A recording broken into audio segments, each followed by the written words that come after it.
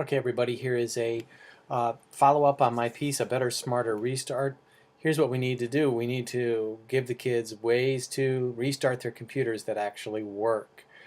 So, you will note, here's my computer. We're looking at my computer right now, and I'm going to see how many programs are running. I can tell that I'm running Google Chrome and Spotify and Camtasia and iTunes, but a lot of the times the kids have minimized this dock and they can't really see these things. So it would be great if we could get the kids into the habit of checking to see how many programs they're running at any given time by checking the force quit. They can just go to the force quit and see how many programs they're running. This is how you kill your battery, by running this much stuff all day long. So that's one thing. We need to get them in the habit of checking this more often during the day. It could become part of your class routine at some point. So that's one thing I want you to learn from this video, is to check the force quit to see how many apps the kids are running throughout the day. And you should do this yourself. The second thing I want you to learn is this new language that I'm trying to develop about restarting your computer. So when testing time comes and we tell you to have the kids restart the computers, the thing that I hear people doing is shouting out, "Restart your computers," and that doesn't work, because if they just restart their computers, all of the programs that they are currently running are going to start up again. So here's another way you could think about it.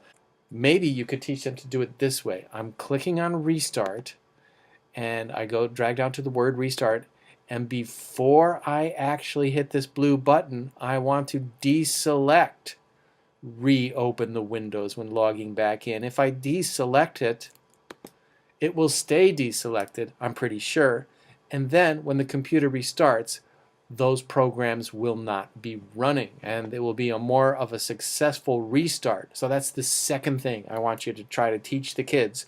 Figure out a way to teach the kids, is to do this restart without the blue box selected. That's probably the most important thing today.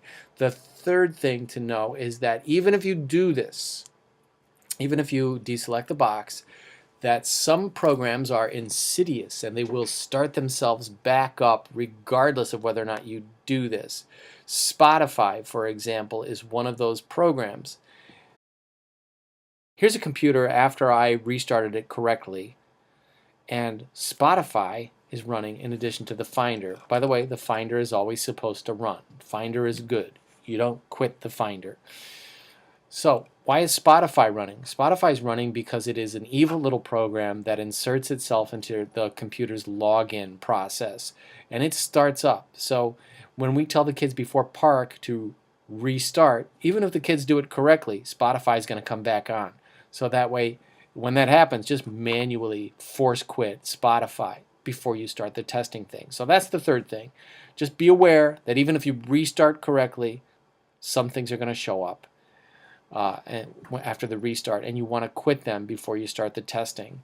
Okay, one more thing. This is my computer again, and you'll notice I'm running iTunes. As I said before, a lot of the kids are running iTunes all day long, and they don't even know it, and it's draining their battery. But one thing I hear people say from time to time at testing time is, okay, X out of your programs and restart.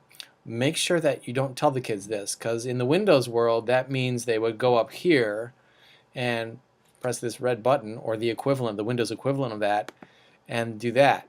And then they think they've quit the program.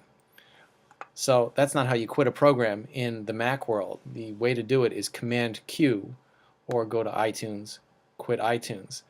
If you just press the red X, the program is still running, using up the battery in the background. That's the last thing today. And a lot of the kids are running iTunes all day long. So one thing I want you to know is, I don't know who Rye Blood is. Is that Rye Bread?